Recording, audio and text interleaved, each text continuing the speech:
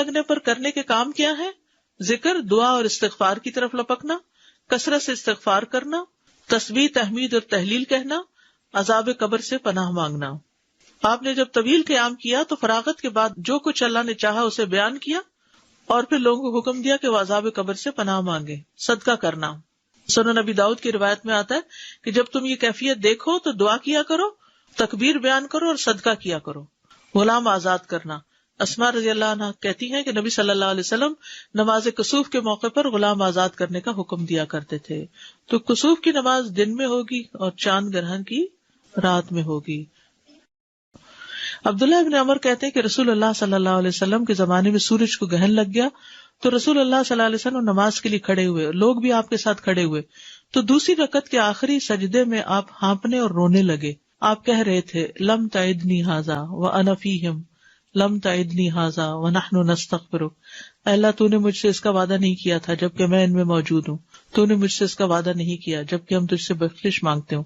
پھر آپ نے سر اٹھایا، تب سورج صاف ہو چکا تھا۔ پھر رسول اللہ صلی اللہ علیہ وسلم اٹھے اور لوگوں سے خطاب فرمایا، پہلے اللہ کی حمد و ثنا بیان کی، پھر فرمایا بے شک سورج اور چاند اللہ کی نشانیوں میں سے دو نشانیاں، جب تم ان میں سے کسی کا گرہن دیکھو تو اللہ کے ذکر کی طرف دوڑو۔ اور آپ نے فرمایا کہ کسی کی موت اور حیات سے اس کا تعلق نہیں ہے، یعنی توہمات میں مت پڑھو۔ اور چونکہ آپ نے اس کا حکم دیا تھا پڑھنے کے لیے، لیکن پھر بھی نفلی نماز ہے، اگر کسی مجبوری سے انسان نہ پڑھ سکے تو کوئی بات نہیں، اس کے لیے اذان نہیں ہوتی لیکن اعلان ہوتا ہے ان الصلاۃ جامعۃ۔ اگر حرم میں کبھی آپ ہوں تو وہاں ان الصلاۃ جامعۃ کی آواز کے ساتھ نماز کے لیے بلاتے ہیں اور لمبی نماز پڑھاتے ہیں۔ اور اس میں حضرت عائشہ کہتی ہے کہ سورج بے نور ہوا ایک بار آپ کی زندگی میں، آپ مسجد میں تشریف لے گئے، لوگوں نے آپ کے پیچھے صفیں بنائی اور پھر آپ نے تکبیر تحریمہ کہی۔ مرد اور عورتیں سبھی پڑھتے ہیں، حضرت عائشہ بھی پڑھ رہی تھی، حضرت اسماء نے دیکھا اور پھر وہ بھی شروع ہو گئی۔ اور اس کا طریقہ تھوڑا سا مختلف ہے نماز کا، اس میں تکبیر تحریمہ کہے، پھر دعائے استفتاح پڑھے، پھر تعوذ پڑھے، اس کے بعد سورۃ الفاتحہ کے ساتھ سورت ملائے اور لمبی قرات کرے، ثم یرکع رکوعا طویلا، پھر لمبا رکوع کرے، پھر رکوع سے سر اٹھا کر سمع اللہ لمن حمد ربنا ولک الحمد کہے، پھر دوبارہ سے سورۃ فاتحہ پڑھے، سجدے میں نہیں جانا ابھی،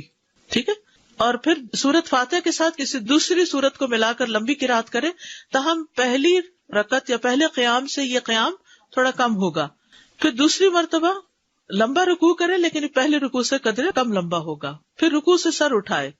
ٹھیک ہے، یعنی رکوع بھی تھوڑا لمبا لیکن پہلے رکوع سے کم، پھر رکوع سے سر اٹھائے، کافی دیر کھڑا رہے، سمع اللہ لمن حمد ربنا ولک الحمد پڑھے، پھر دو لمبے لمبے سجدے کرے، اسی طرح دونوں سجدوں کے درمیان بھی کافی دیر بیٹھے، یعنی جلسہ میں اس میں کیا پڑھتے ہیں رب اغفر لی رب اغفر لی، اس کی تکرار کرتا رہے، پھر دوسری رکعت کے لیے کھڑا ہو اور بالکل پہلی رکعت کی طرح دوسری رکعت میں بھی دونوں رکوع وغیرہ ادا کرے، ٹھیک ہے، ہر رکعت میں دو رکوع ہیں اور دو سجدے ہیں، یعنی دو رکعتیں بن جاتی ہیں ایک طرح سے، لیکن دوسری رکعت کا عمل پہلی رکعت کے اعمال سے قدرے کم ہوگا، یعنی طول اس کا، پھر اس کے بعد تشہد میں بیٹھے اور آخر میں سلام پھیر دے۔ 4 قیام، 4 رکوع اور 4 سجدے بھی ہیں۔ جہری قرات، آپ نے بلند آواز سے قرات فرمائی تھی، اس میں پرمشقت قیام تھا۔ حضرت عائشہ کہتی ہے کہ رسول اللہ صلی اللہ علیہ وسلم کے زمانے میں سورج کو گرہن لگ گیا تو آپ نے بڑا پرمشقت قیام، یعنی بہت دیر کھڑے رہے، لمبا قیام کیا۔ آپ کا قیام سورۃ البقرہ کی قرات کی طرح طویل تھا۔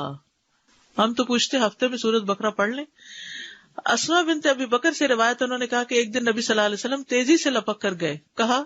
ان کی مراد اس دن سے تھی جس دن سورج گرہن لگا ہوا تھا،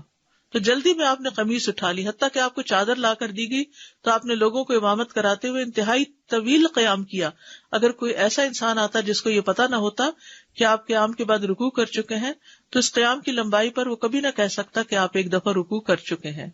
طویل رکوع اور سجود، پھر نماز کے بعد خطبہ دینا،